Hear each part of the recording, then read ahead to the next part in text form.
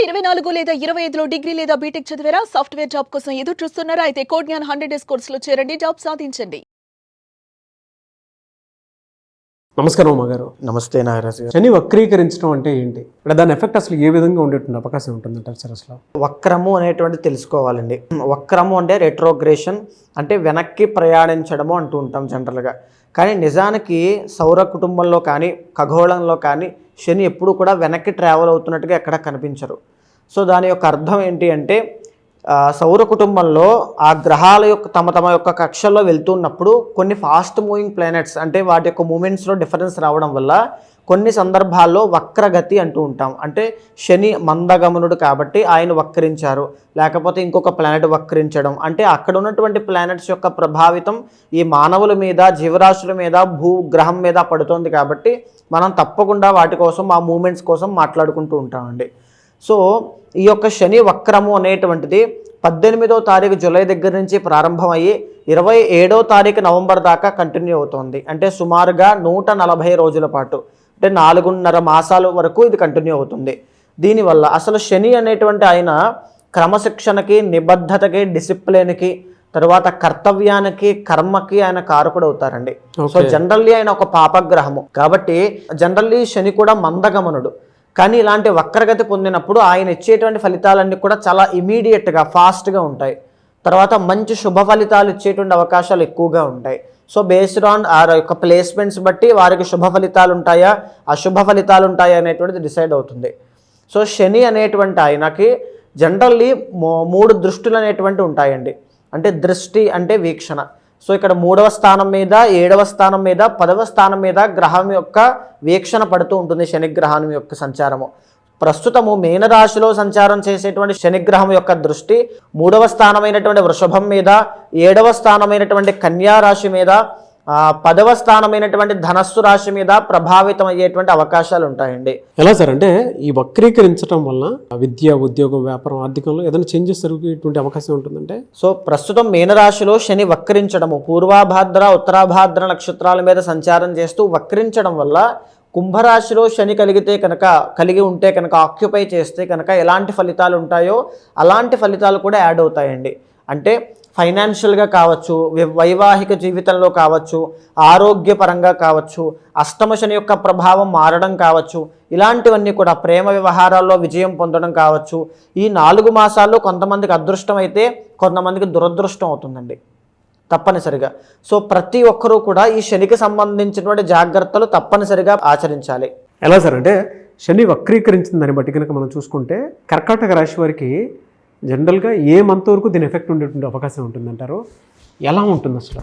తప్పకుండా అండి. కర్కాటక రాశి వాళ్ళకి శని వక్రించడం అనేటువంటిది 9వ స్థానంలో జరిగిందండి.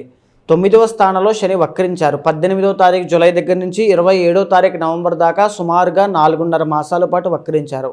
ఎప్పుడైతే 9వ స్థానంలో శని వక్రించారో అష్టమ స్థానం యొక్క ఫలితాలు కూడా కర్కాటక రాశి వాళ్ళకి 4 మాసాలు కూడా వర్తిస్తాయండి. అంటే ప్రజెంట్ ఏదైతే వీళ్ళకి ఫైనాన్షియల్ ఇష్యూస్ అనేటువంటి ఉన్నాయో అవన్నీ క్లియర్ అయ్యేటువంటి అవకాశాలు కనబడతాయి.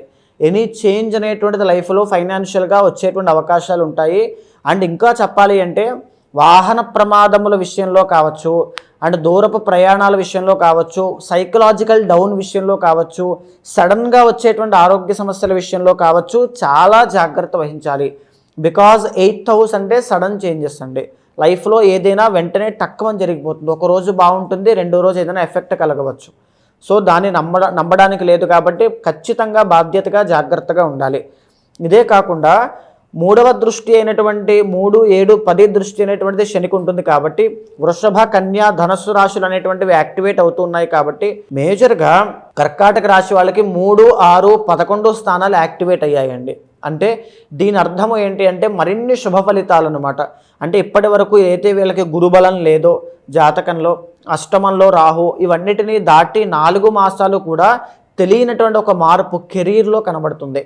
పై అధికారుల దగ్గర నుంచి గుర్తింపు రావడం, స్కిల్ డెవలప్ చేసుకోవడం, కోరికలు అనేటువంటివి తీరడం కానీ, లేకపోతే సొసైటీలో మంచి పేరు తెచ్చుకునేటువంటి యోగం రావడం కానీ ఇవన్నీ కలుగుతాయి. దీంతో పాటుగా సిబ్లింగ్స్తో, సోదర సోదరీమణులతో ఉన్నటువంటి గొడవలు సాల్వ్ అవ్వడం కావచ్చు, లేకపోతే చేతి వృత్తి వ్యాపారం చేసుకునే వాళ్ళకి మరింత లాభాలు అనేటువంటివి రావచ్చు. తర్వాత ఇంకా చెప్పాలి అంటే ఆరోగ్యం విషయంలో ఎవరైతే కర్కాటక రాశి వాళ్ళు ఇబ్బంది పడుతూ ఉన్నారో వాళ్ళకి ఆరోగ్యం అంతా కూడా చక్కదిద్దుకోవడం, ప్రశాంతంగా వాళ్ళ యొక్క పనిని వాళ్ళు చేసుకునే ఐశ్వర్యం అనేటువంటిది రావడం కానీ, ఇంకా చెప్పాలి అంటే ఈ రుణ బాధలు, అప్పుల విషయంలో కాస్త ఉపశమనం కలగడం, తెలియనటువంటి మార్పులు, ఒక ప్రశాంతత లభించడం, ఇంకొకటి శత్రు బాధలు, శత్రువుల మీద వీరి యొక్క ఆధిక్యత అనేటువంటి ప్రదర్శించడం కానీ, అన్నీ కూడా శుభ ఫలితాలు కర్కాటక రాశి వాళ్ళకి కనబడుతున్నాయండి. కానీ అష్టమ శని యాక్టివేట్ అయితే ఎలా ఉంటుందో అలాంటి ఫలితాలు కూడా వీళ్ళకి ఉంటాయి. బికాజ్ ఎందుకంటే అష్టమ స్థానమైన కుంభం యాక్టివేట్ అవుతోంది కాబట్టి ఖచ్చితంగా వాహనాల విషయంలో జాగ్రత్తగా ఉండండి. సైకలాజికల్గా డౌన్ అవ్వకుండా స్ట్రాంగ్గా ఉండడానికి మెడిటేషన్ ప్రాక్టీస్ చేయండి.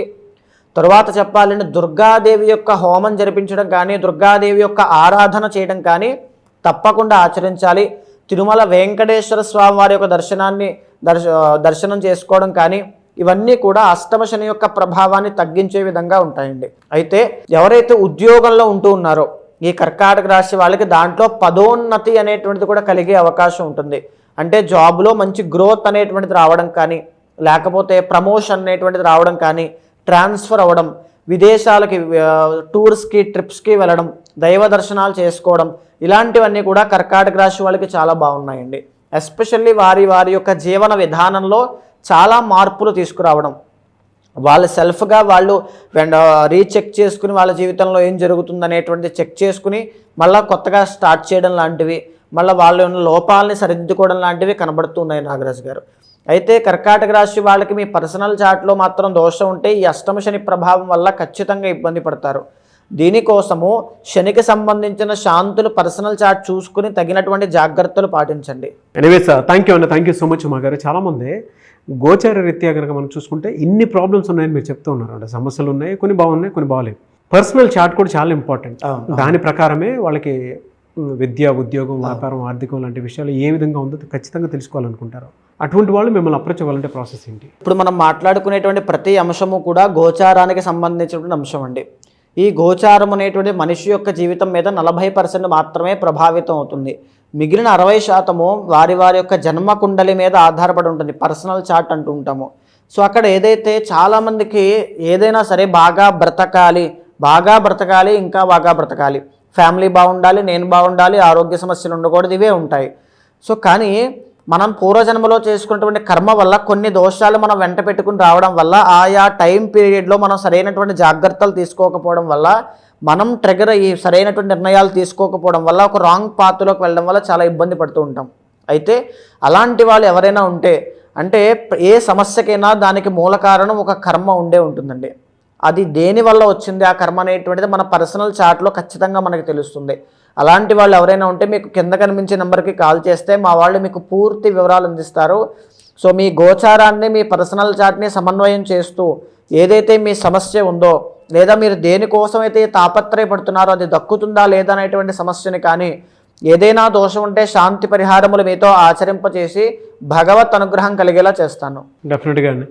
థ్యాంక్ యూ అండి, థ్యాంక్ యూ సో మచ్ అమ్మ గారు.